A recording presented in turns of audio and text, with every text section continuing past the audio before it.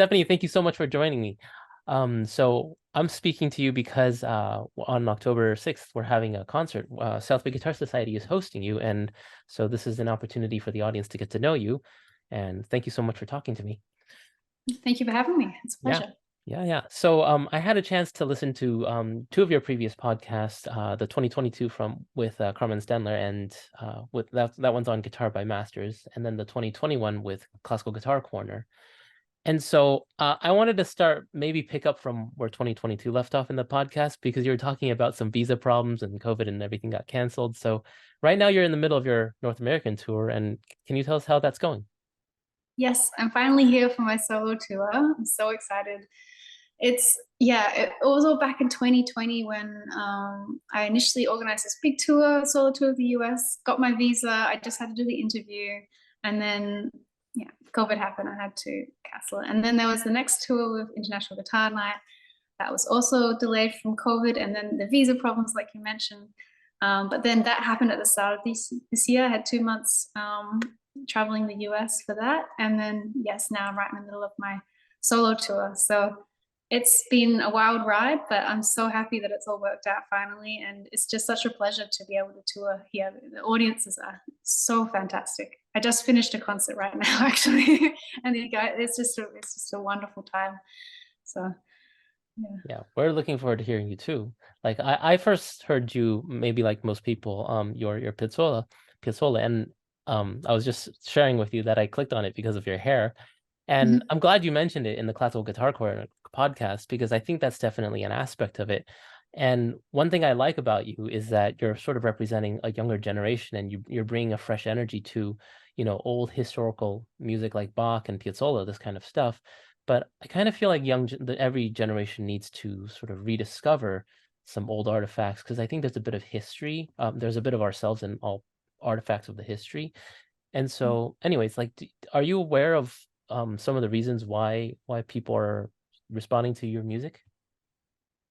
I think I like to think that I hope that I give a fresh interpretation, fresh energy to the music that we all know and love, and I find a lot of pleasure in.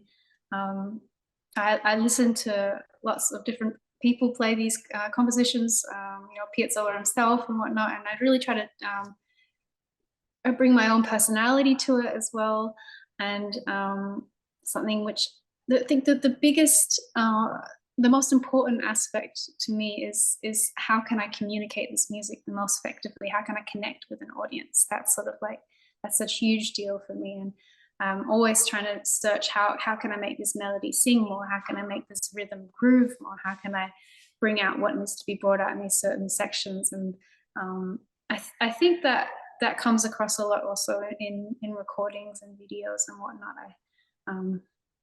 I try to do the music justice and make people fall in love with it and sort of bring more people to the classical guitar because it's such a great and versatile and awesome instrument to play that it's get as many people into it as possible.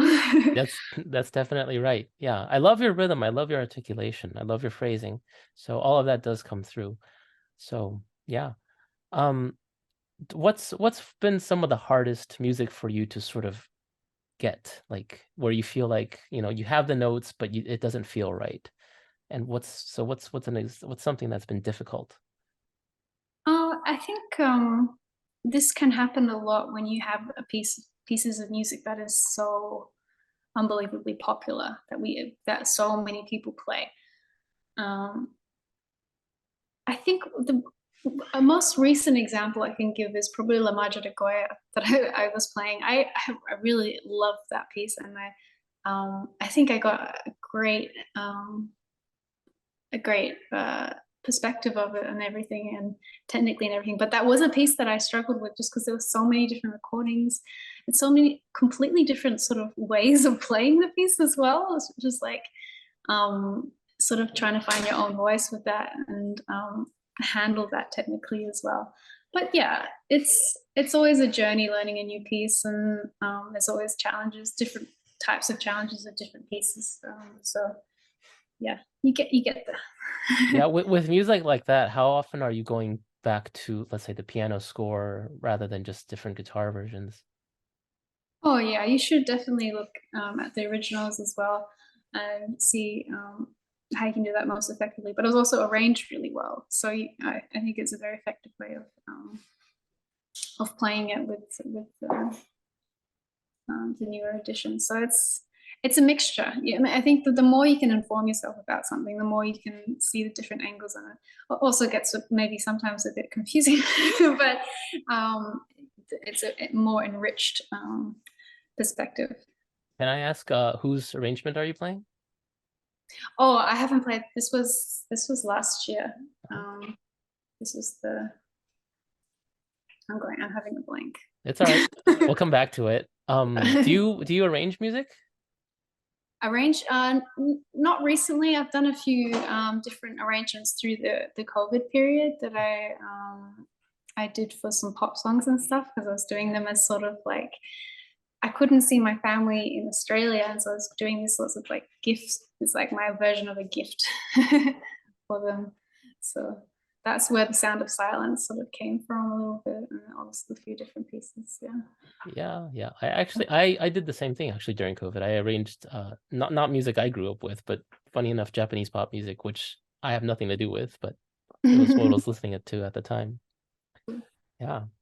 So I was sort of since I teach a lot and you mentioned this, so I wanted to pick your brain a little bit about this one. So you mentioned your left thumb pain, and I know that you sort of solved it, but I wanted to ask you about more specifically the corrective exercises that you've done and maybe some stretching and other kinds of exercises that you've done, and I was hoping you could go into that.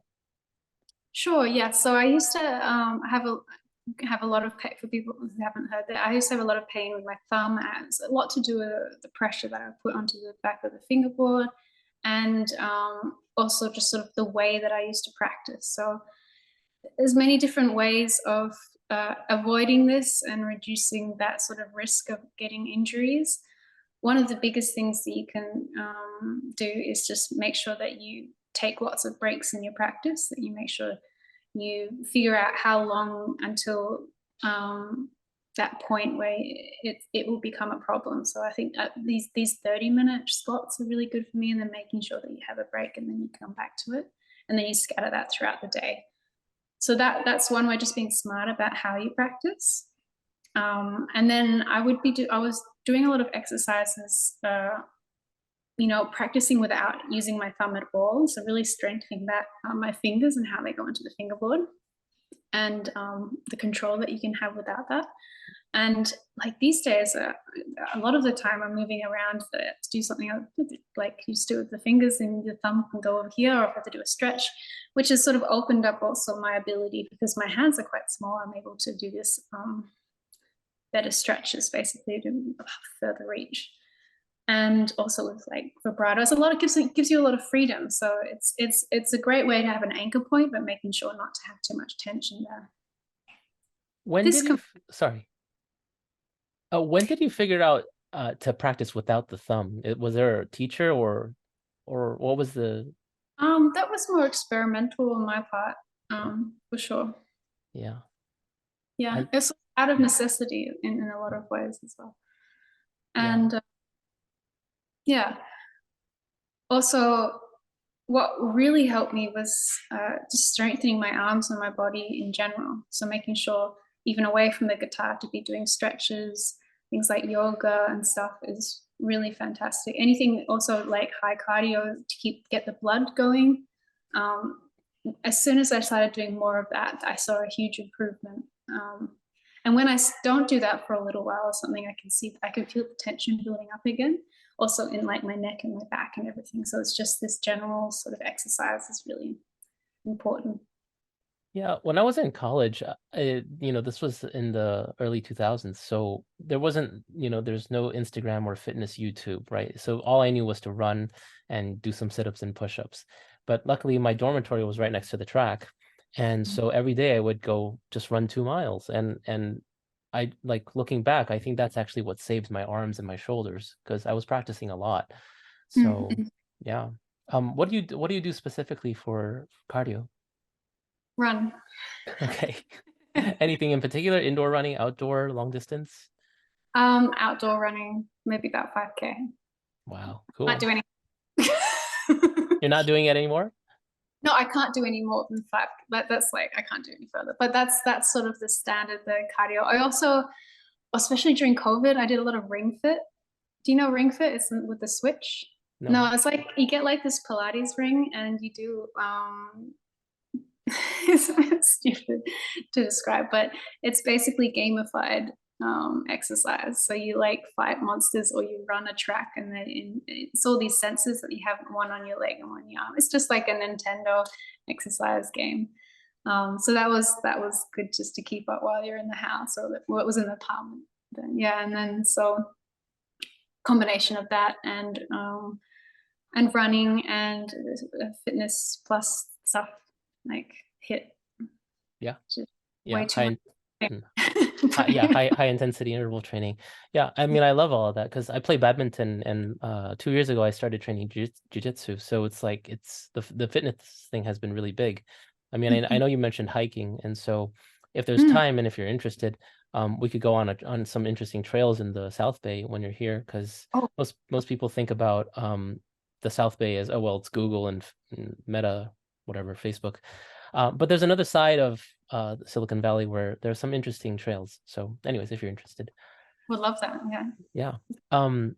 But by the way, the Pilates, we, or what'd you say? We Oh, the ring Nintendo the Ring Fit. Switch. Yeah, yeah. Yeah. That doesn't sound stupid. I mean, Pilates, like early on for me it was running, and then later on my mom got found a really cool physical therapist and a Pilates teacher, and she also got me to try it. And so, Mm-mm. anyways, I've said a lot that Pilates actually saved my life, because when I started doing Pilates, I was probably 80 kilos. I was probably, I don't know, 180 pounds or something like that, overweight and all kinds of bad. And it saved me in many ways. So Mm. Oh no, definitely. Pilates. It's just funny to describe the Ring Fit adventure game. But Yeah, but it's I've heard good. of like boxing, what is it called? Yeah, VR boxing. Like it's really cardio intense, and Mm. anybody who's shadow boxed knows. I used to shadow box backstage actually. I like Oh, really?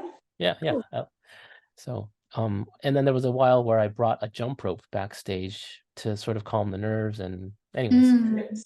Yeah, we that's a all great idea. we all do silly stuff. I heard of somebody running to a concert once just to get all the nerves out before. I could see that. I think it's Yeah, a you don't want to get rid of too much energy though. You gotta be careful. yeah.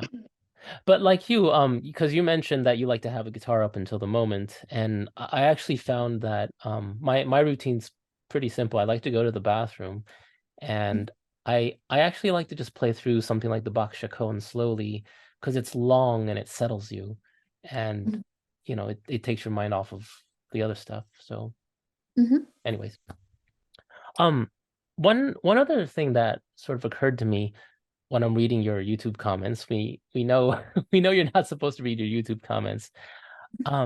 But it do you have a sense that, like, do you know that people find you inspiring, and that there's multiple comments saying you have been one of the people who've caused them to pick up the guitar again after so many years? Like, I see this story a lot. And are you aware of that? I've heard, yes, yes. I've also read these comments. It's very touching. It's crazy to have such an effect. I'm just trying to do what I love, and it's so nice that just what I really like doing is so inspiring. Well, what do these people say to you? Like what was it like? Because there are many wonderful guitar performances online. So I mean, and presumably some of these people come up to you after the concert, right? What do they tell you? Similar things. Yeah, it's really wonderful when they comment, because being a musician, you probably get this a lot as well. I don't know, but for me, it's like to be a better musician, to grow and develop, you have to be very critical of yourself. Mhm. You have to you're quite hard on yourself a lot of the time. So it's so much. At some ways, it's almost like, are you sure? It's almost like um, yeah, it's hard to believe sometimes that just what you do, it has such an effect. And yeah, like when people come up, it's really lovely when people do that and they remind me, and it's sort of like very grounding and very, it's sort of inspiring to myself as well, you know. So I always really appreciate it when people say this, but it's I don't know what more I can say otherwise to thank you everybody for the support. Yeah. Yeah. Okay. That makes a lot of sense. Yeah. So I'm curious, I guess, uh, you know, so if you look at the trajectory of guitarists with careers like yourself, you've won a lot of competitions, and you've recorded albums. Your YouTube's super popular. So I'm wondering, what about the next 5 or 10 years? Where do you see yourself? Where do you want to be? Well, I have a bunch of projects that I want to do. So this is like things that will take a few years. There's an album, a women's composer album that I've mentioned on other interviews as well. That's in development. Just have to wait for a couple more compositions and have a bit more time to do that. So I'm very excited about this. Also doing more duos with Alexandria Whittingham. That's really fun to do that, and have some future projects. So doing I think I might be part of a quintet with Karen Gomio for Piazzolla music. So that would be really cool because it was fantastic to do some duos with her a couple of years ago. And it's really just continuing to learn, to grow, to see, to do more concerts, to go to different places in the world, and build on what I've done, and just uh, enjoy it along the way, the journey. It's really hard for me to say what will be in 10 years because a lot can change in 10 years. I just know that I'll be still playing guitar and I'll still love performing, and yeah, that's a big part of my life that won't change, and we'll just see where it takes me basically, and hopefully there'll be more opportunities and um, more opportunities to visit people and go to other places in the world, and make more recordings and more albums. I'm really into a lot of the commissioning new works as well. I would love to do I love Australian music as well, so I'd love to do an album of Australian music. There's a lot of ideas that I have that I just, you need the time to get there. So yeah, we'll see where it takes me. Two follow-up questions, right? So I'm sure a lot of our listeners will also know about Alexandra Whittingham. Is she also based in Germany? She's based in Manchester. Okay. All right. And what is rehearsals, and what are you playing, I guess?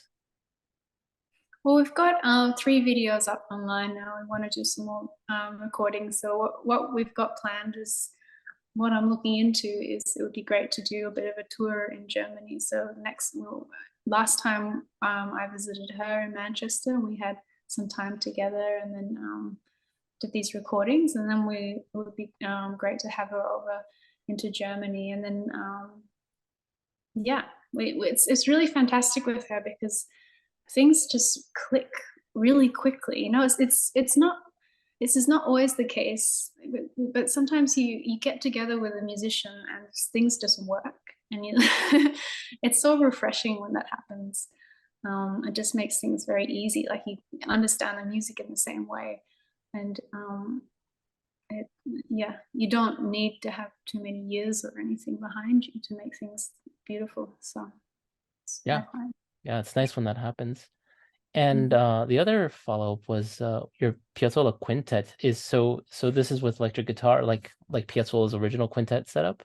Yeah, yeah. That's cool. So this is very, very early stages, so I can't really like expand on it too much. But yeah, that's something that's come up in the last few weeks. So that would be really cool because playing Piazzolla is like, I love it. Yeah. And just to make sure that some members of the audience, like the Piazzolla's original quintet would have been bandoneon, piano, bass, violin, and guitar, right? That was the original quintet setup. Yeah. So that's super cool. I hope that works out successful for you. Yeah. So, anyways, we have I'll share a screen of from your website for your North American tour, the dates that are coming up, and I'm sure everybody here at the South African Guitar Society, but also in North America where you're visiting, we're all really excited to hear you play. So we're really looking forward to it. I'm looking forward to coming. All right, all right. Thanks so All much, right. Stephanie.